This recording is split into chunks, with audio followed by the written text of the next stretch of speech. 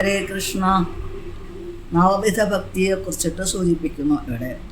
ശ്രവണം, കീർത്തനം, വിഷ്ണോഹ സ്മരണം, പാദസേവനം, അർച്ചനം, വന്ദനം, ദാസ്യം, സഖ്യമാത്മനിവേദനം.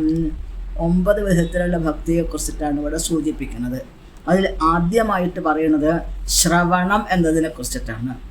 അപ്പോൾ ഇതിൽ ഈ ഭക്തികളിൽ വെച്ച് ഏറ്റവും പ്രധാനപ്പെട്ട ശ്രവണം, കീർത്തനം എന്നാണ്.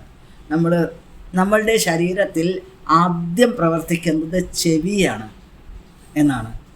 ഏത് സന്ദർഭത്തിലും ആദ്യം പ്രവർത്തിക്കുക ചെവിയാണ്. രാത്രി നമ്മൾ ഉറങ്ങിക്കിടക്കുന്ന സമയത്ത് ഒരാൾ കോളിംഗ് ബെല്ലടിച്ചു എന്ന് വിചാരിക്കുക. അപ്പോൾ ആദ്യം നമ്മൾ കേൾക്കുന്ന ശബ്ദം കേൾക്കുക ചെയ്യണത്, പിന്നീടാണ് മറ്റുള്ള ഇന്ദ്രിയങ്ങളൊക്കെ പ്രവർത്തിക്കുന്നത്. ഇതേപോലെ നമ്മൾ ഇന്ന് നമ്മൾ കേട്ടുകൊണ്ടിരിക്കുന്ന വിഷയം മുഴുവൻ ഭൗതികമായ വിഷയങ്ങളാണ്. അപ്പോൾ നമ്മൾ കേൾക്കുന്ന വിഷയം, ആ സബ്ജക്റ്റ് തന്നെ മാറേണ്ടതായിട്ടുണ്ട്. എന്തിനാണ്? ആത്മീയമായ കാര്യങ്ങളെക്കുറിച്ച് കേൾക്കേണ്ടതായിട്ടുണ്ട്.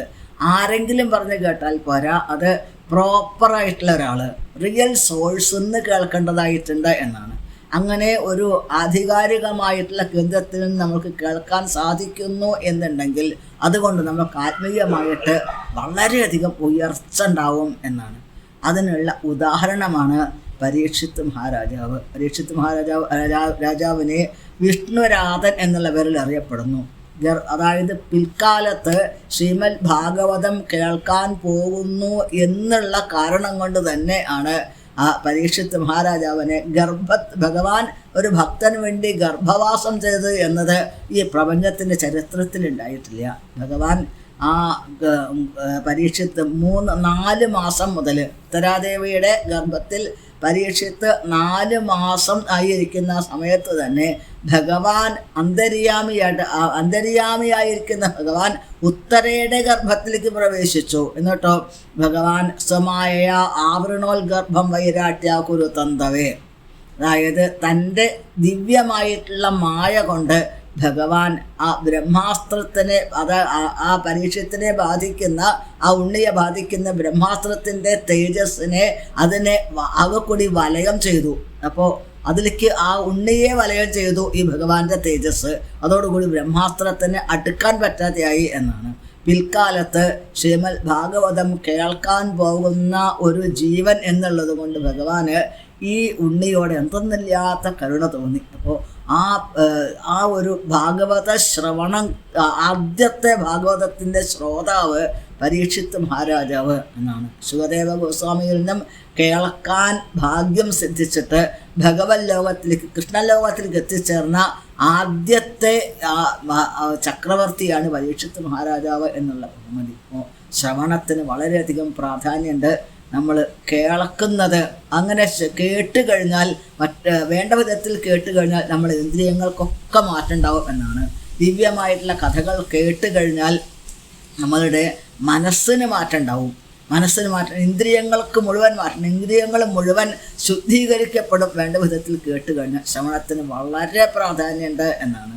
അങ്ങനെ ഈ ഭാഗവതം കേട്ടിട്ട് എത്രയെത്രയോ ശ്രീമദ് ഭാഗവതത്തിൻ്റെ ശ്രവണം കൊണ്ട് പ്രേതങ്ങൾ വരെ മുക്തന്മാരായി തീർന്നിട്ടുണ്ട് എന്ന് അനവധി കഥകളുണ്ട്. അതിന് ദുന്ധുകാരിയുടെ കഥ, അതേപോലെ തന്നെ ഇവിടെ ഭക്തിവിനോദ ഠാക്കൂറിൻ്റെ ആ കഥ, അതായത് ഭക്തിവേദാന്ത സ്വാമി പ്രഭുപാദരുടെ ഗുരുനാഥനായിട്ടുള്ള ഭക്തി സിദ്ധാന്ത സരസ്വതി മഹാരാജ്, അദ്ദേഹത്തിൻ്റെ അച്ഛനായിട്ടുള്ള ഭക്തിവിനോദ ഠാക്കൂറിൻ്റെ അദ്ദേഹം ലോകത്തിന് അനുഭവപ്പെടുത്തി കൊടുത്തിട്ടുണ്ട്. പ്രേതങ്ങളുടെ അവസ്ഥയിൽ മാറ്റം വരും, ശുദ്ധീകരിക്കപ്പെടും എന്നുള്ളത്. എൻ്റെ ഗുരുനാഥൻ തട്ടൂർ ഉണ്ണിനമ്പൂതിരിപ്പാടും ഇതേപോലെ അനുഭവപ്പെടുത്തിയിട്ടുണ്ട്. അതായത് പറയണോ?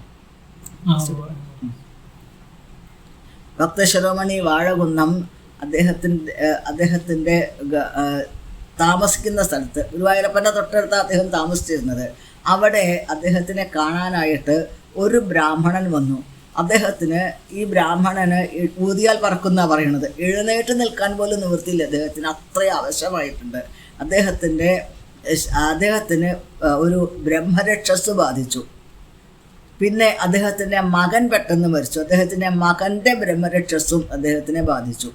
അപ്പം അങ്ങനെ 2 ബ്രഹ്മരക്ഷസുകൾ ഒന്നിച്ച് ബാധിച്ചിട്ടുള്ള അദ്ദേഹത്തിന് അവശമായിട്ടുള്ള അവസ്ഥ. ഗുരുവായൂരപ്പൻ്റെ അടുത്ത് വരുന്ന സമയത്ത് ആ ഗോപുരം കടന്നു കഴിഞ്ഞാൽ ഈ ബ്രഹ്മരക്ഷസ് അദ്ദേഹത്തിന് വിട്ടുനിൽക്കും. അദ്ദേഹത്തിന് പുറത്തിറങ്ങി കഴിഞ്ഞാൽ വീണ്ടും ഇത് ബാധിക്കുക. ഭക്തശിരോമണി വാഴകുന്നം എൻ്റെ ഗുരുനാഥനോട് തട്ടൂർ നമ്പൂരിപ്പാടിനോട് പറയുന്നു, ഉണ്ണി അമ്പലത്തിൽ പോയിരിക്കൂ, ഗുരുവായൂരപ്പൻ്റെ മണ്ഡപത്തിൽ അവിടെ ഇരുന്നു കൊണ്ട് ശ്രീമദ് ഭാഗവതം പാരായണം ചെയ്യൂ എന്നത്. അങ്ങനെ അവിടെ ആ ഗുരുനാഥൻ്റെ ആജ്ഞ അനുസരിച്ചുകൊണ്ട് ഗുരുവായൂരപ്പൻ്റെ മണ്ഡപത്തിൽ ഇരുന്നു കൊണ്ട് എൻ്റെ ഗുരുനാഥൻ പറയാറുണ്ട്, അവിടെ പ്രതിമയില്ല, ആവാഹനമില്ല, ഹോമങ്ങളില്ല, വേറെ തിരക്കുകളൊന്നുമില്ല, ഒരേ ഒരു സങ്കല്പം മാത്രം. ആ ബ്രാഹ്മണനെ ബാധിച്ചിട്ടുള്ള ആ ബ്രഹ്മരക്ഷസിൻ്റെ ഉപദ്രവമില്ലാണ്ട് ആവണേ എന്ന് മാത്രം ഒരു സങ്കല്പം. ആ ഗുരുനാഥൻ്റെ ഭക്തശിരോമണി വാഴകുന്നത്തിൻ്റെ ആ ഗുരുനാഥൻ്റെ സങ്കല്പം കൊണ്ട് ശിഷ്യൻ്റെ ആ ഒരു ഉത്തമമായിട്ടുള്ള വിശ്വാസം അത് രണ്ടും ഒന്നിച്ച് ചേർന്ന സമയത്ത് 7 ദിവസം ശ്രീമദ് ഭാഗവതം വായിച്ചു. അങ്ങനെ 7 ദിവസത്തെ ഭാഗവത സപ്താഹത്തിൻ്റെ വെറുതെ വായിക്കുക മാത്രമേ ഉള്ളൂ. അതിൻ്റെ ഫലമായിട്ട് 8ാമത്തെ ദിവസം ആ ബ്രാഹ്മണൻ ഈ ഭക്തശിരോമണി വാഴകുന്നത്തിൻ്റെ അടുത്ത് വന്നു. എന്നിട്ട് പറഞ്ഞു, എനിക്ക് ഈ 7 ദിവസമായിട്ട് ഇങ്ങനൊരു ബ്രഹ്മരക്ഷസിൻ്റെ ബാധ അനുഭവപ്പെടുന്നില്ല, എനിക്കൊരു സമാധാനമായി എന്ന് പറഞ്ഞുകൊണ്ട്, എനിക്കൊന്നും തരാനില്ല, ഇതേ തരാനുള്ളൂ എന്ന് പറഞ്ഞുകൊണ്ട് ഒരു 3 പുസ്തകം ആ ഭക്തശിരോമണി വാഴകുന്നത്തിൻ്റെ കയ്യിൽ കൊടുത്തു. ആ പുസ്തകം കയ്യിലെടുത്തിട്ട് അദ്ദേഹം ആ ഗുരുനാഥൻ പറയുന്നു, ഇത് ഉണ്ണിക്കുള്ളതാണ് എന്ന് പറഞ്ഞുകൊണ്ട് എൻ്റെ ഗുരുനാഥന് ഈ പുസ്തകം സമർപ്പിച്ചു.